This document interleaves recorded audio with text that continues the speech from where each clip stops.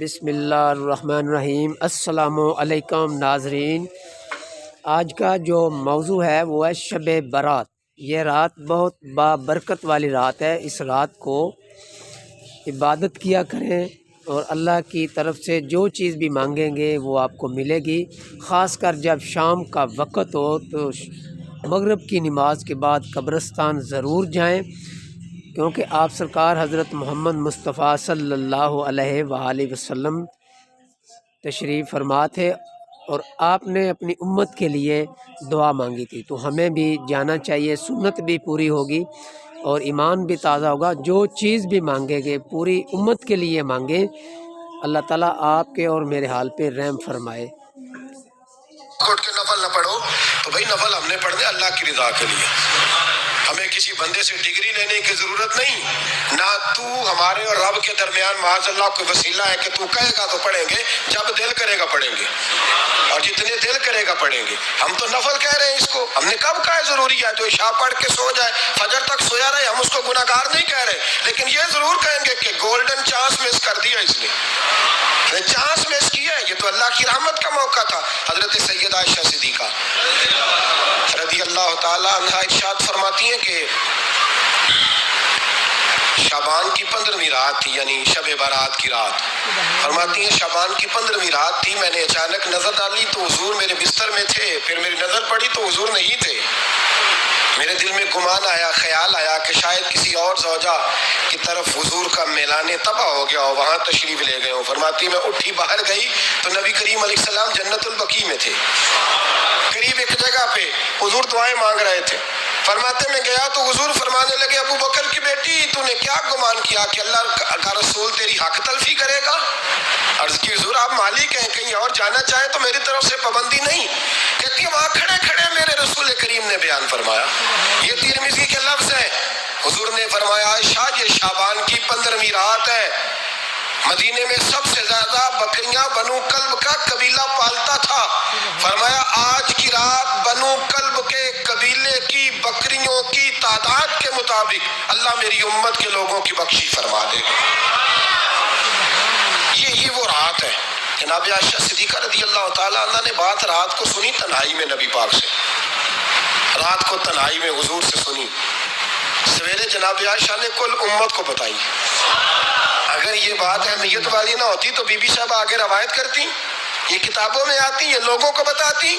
حضرت عائشہ نے روایت کیا اور مولا علی شیر خدا نے تو کھل کے کہا، ابن ماجہ میں حضرت علی سے پیار کرنے والوں کے لیے الگ عنوان، مولا علی نے کھل کے فرمایا شعبان کی 15ویں رات کو رات عبادت کرنا اور سویرے روزہ رکھنا۔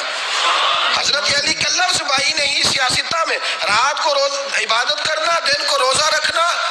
ویسے تو رب کریم ہر روز تہجد کے وقت پہلے آسمان پر نزول اجلال فرماتا ہے اور لوگوں کو فرماتا ہے کوئی بخشش مانگنے والا، اور فرمایا ہر روز تہجد کے وقت یہ اعلان ہوتا ہے، پر شب برات کو نا شروع رات سے یہ اعلان شروع ہو جاتا ہے۔ ادھر دیکھو میری طرف، مغرب سے اعلان شروع ہو جائے گا۔ اللہ کرے آپ کو سمجھ آئے، اللہ کرے آپ کو، اور بھائی یہاں بار لوٹ سیل لگ جائے، یہاں ابھی سیل لگ جائے کہ 5000 والا جوڑا 1500 میں تو رش ختم ہوگا۔ اور بھائی اگر یہ لگ جائے، چلو یہ تو دور کی بات ہے نا، ہم تو لنگر والے لوگ ہیں، اگر لنگر کا اعلان ہو جائے کہ بڑا تگڑا ہے، بڑا تگڑا، ہمارے ہاں تو شادی کی روٹی کھلتی ہے تو لوگ آخری روٹی سمجھ کے کھاتے ہیں کہ شاید اللہ ماشاءاللہ یہ آخری ہے، اس کے بعد نہ ملے گی۔ جب اعلان ہوتا ہے اور دعوت ہوتی ہے کہ سبحان اللہ، کیا حشر ہوتا ہے، کیا انداز ہے۔ مولا علی شیر خدا حدیث روایت کرتے ہیں، رنگ کیا ہے؟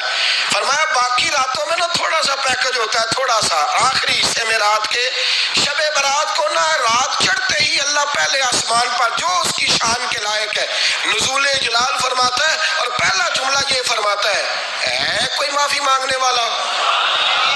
اللہ کرے آپ کو سمجھ آئے، یعنی معافی دینے والا کہہ رہا ہے چلو آؤ ادھر آؤ، ذرا معافی مانگو، میں معاف کرنے آیا ہوں، مانگو معافی، ہے کوئی معافی مانگنے والا؟ معاف کر دیں گے۔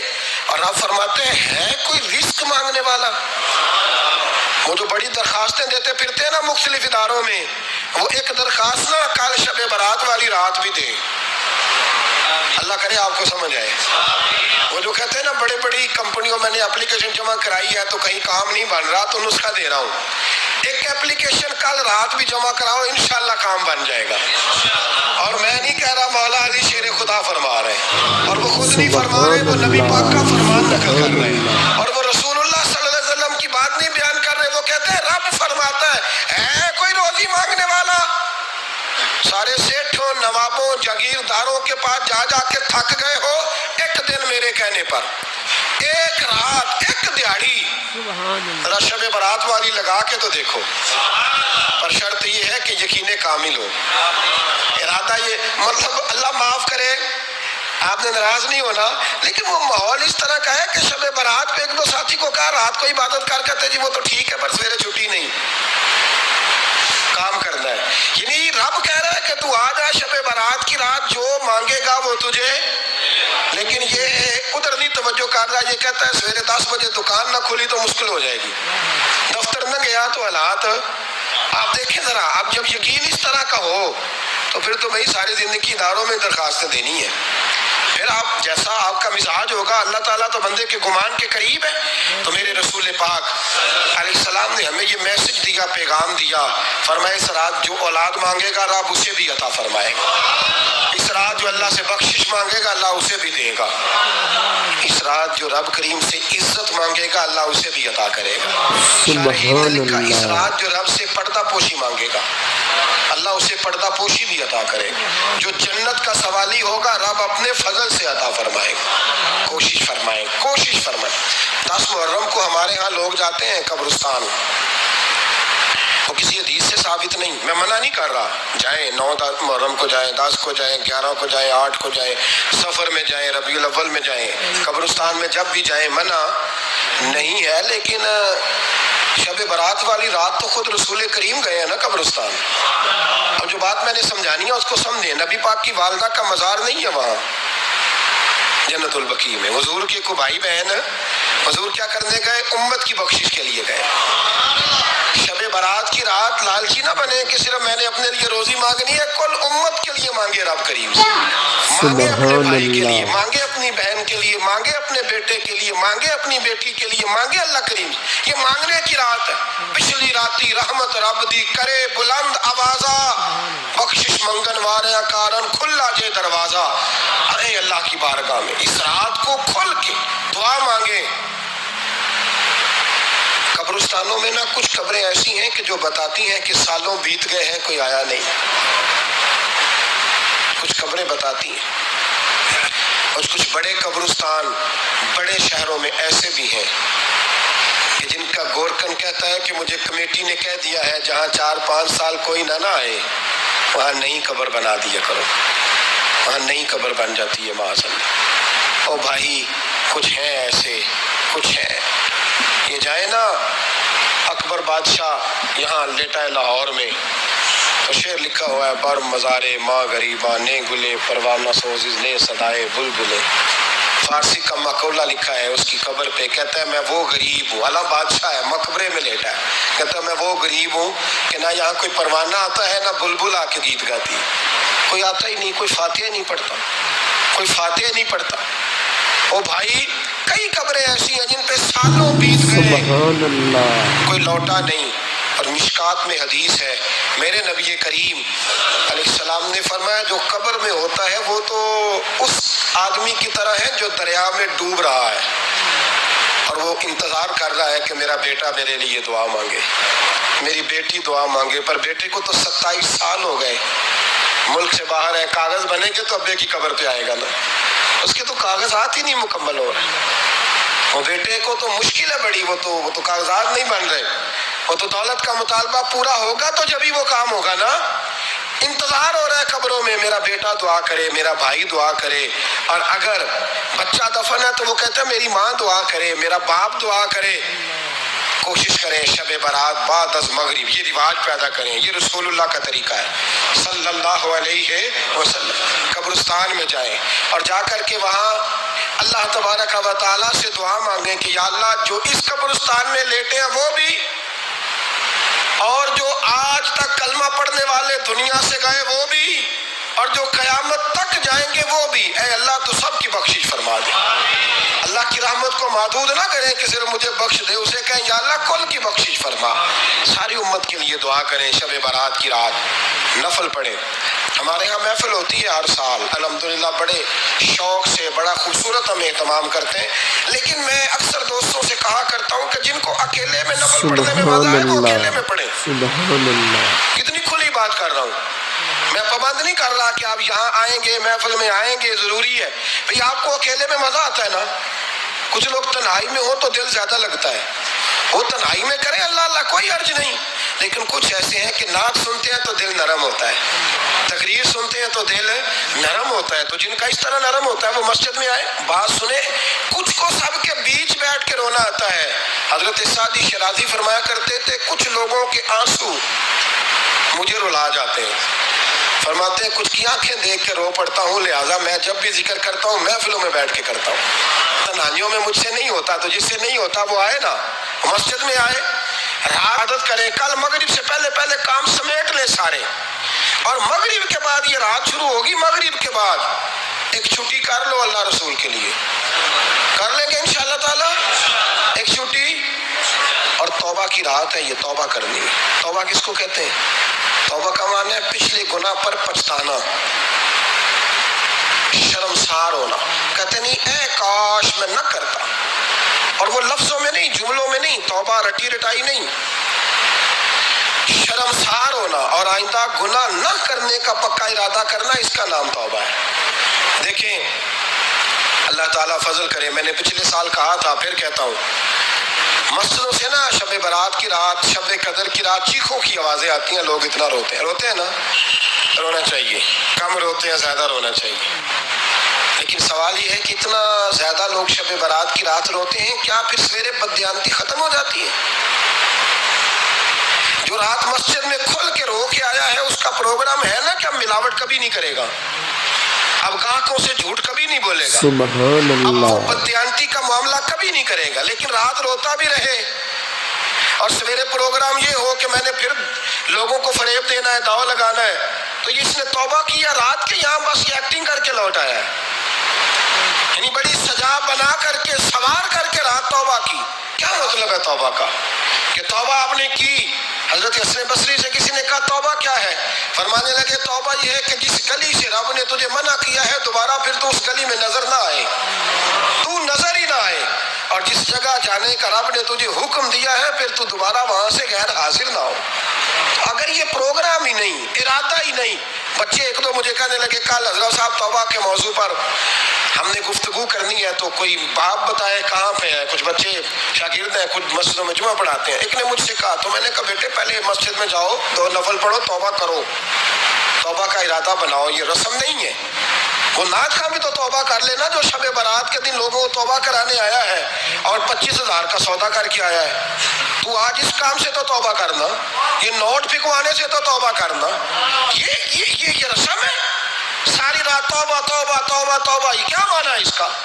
کیا مطلب کریں؟ امام غزالی فرماتے ہیں کہ ایک آدمی بادشاہ کا گارڈ تھا، سپاہی تھا، اس کا پہرے دار تھا، نگرانی کرتا تھا، بڑی وفاداری سے نوکری کرتا رہا، بادشاہ نے اسے تنخواہ کے علاوہ بھی بڑا نوازا،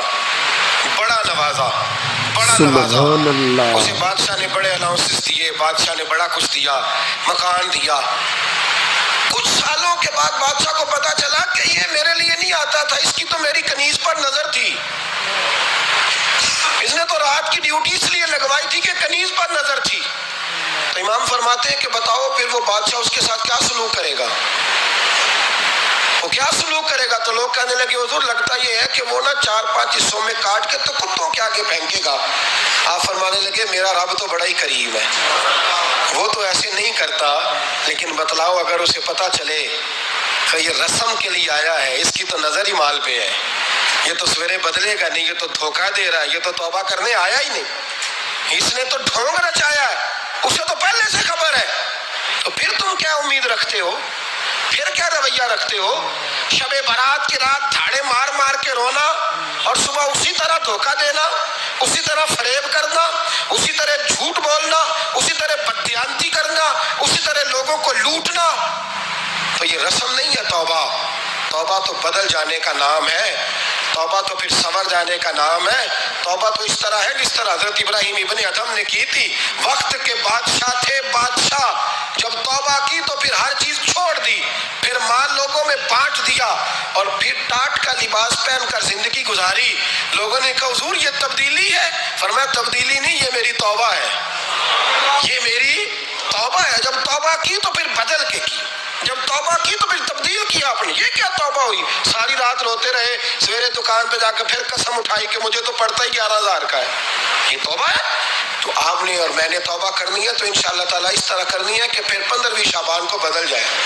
یہ جو موقع آتے ہیں نا شب برات کے، شب قدر کے، یہ بنیادی طور پر اللہ تعالیٰ کی طرف سے دی ہوا موقع ہوتا ہے کہ چلو تمہیں چانس دیتے ہیں، تمہیں چانس دیتے ہیں، پابندی کوئی نہیں، لیکن رب کی طرف سے نا موقع ملتا ہے، چلو تمہیں ایک موقع دیتے ہیں، چلو اپنے آپ کو کلیئر کر لو، تمہیں موقع دیتے ہیں۔ یا اللہ کیا کرے؟ کچھ بھی نہیں، آ کے نا سچے دل سے 2 رکعتیں پڑھ کے توبہ کرو، عرش کا مالک پچھلے ساری معاف کر دے گا۔ کچھ بھی نہیں، آؤ موقع ہے۔ ان لوگوں کی باتوں پہ نہ جائیں جو بلا وجہ پریشان کرتے ہیں۔ ہمیں بھی روز ہی سوال آتے ہیں، دل نہیں کرتا، کچھ باتیں ایسی ہیں جو کرنے کو طبیعت نہیں چاہتی، میں کروں گا بھی نہیں۔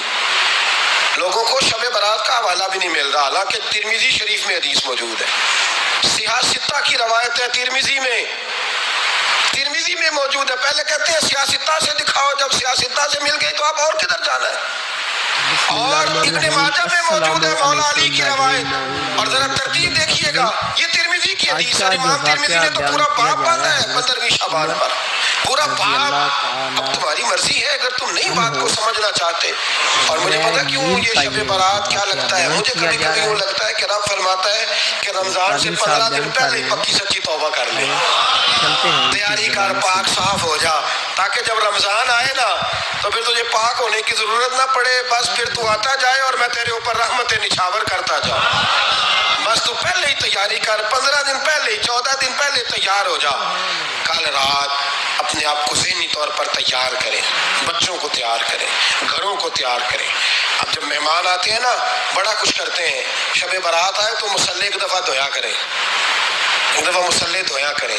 فرش دھوتے ہیں نا، مہمانوں نے آنا ہے تو ایک کمرے کا فرش دھو کے صاف کریں کہ خواتین نے یہاں ساری رات نماز پڑھنی، یہ ارادے بنائیں۔ جس طرح آپ کہتے ہیں نا رات کو سفر کرنا ہے تو دوپہر میں تھوڑا آرام نہ کر لوں تو کل دوپہر میں آرام کر لیں، تاکہ رات کو رب رب کرنا آسان ہو جائے، اللہ کی بارگاہ میں بیٹھنا آسان ہو جائے۔ مکمل طور پر ذہنی طور پر اپنے آپ کو تیار کریں۔ یہاں بھی محفل ہوگی انشاءاللہ، عشاء کے متصل بات شروع ہو جائے گی، 12 بجے تک محفل چلے گی، پھر 12 بجے کے بعد نماز تسبیح پڑھی جائے گی، پھر 1 بجے پھر دوبارہ آپ کو اجازت دی جائے گی، کوئی انفرادی طور پر گھنٹہ سوا اپنی الگ سے کوئی عبادت کرنا چاہے تو وہ تب بھی ممکن ہو، جیسے آپ کو موقع بنے۔ میں کہہ چکا ہوں، لیکن وقت ضائع نہ کرنا، گولڈن چانس ہے، اس کو مس نہ کرنا، یہ شب نجات ہے، اس کے ضرور قریب جانا۔ رب کریم سمجھنے کی توفیق عطا فرمائے۔ آخر دعوانا ان الحمدللہ رب العالمین۔ ناظرین، اگر آپ کو میری یہ ویڈیو پسند آئے تو اسے لائک بھی کرنا، شیئر بھی کرنا اور سبسکرائب بھی کرنا، یہ بھی ایک صدقہ جاریہ ہے۔ مجھے امید ہے کہ آپ اسے پسند کریں گے انشاءاللہ تعالی۔ میں اجازت چاہتا ہوں، اللہ حافظ۔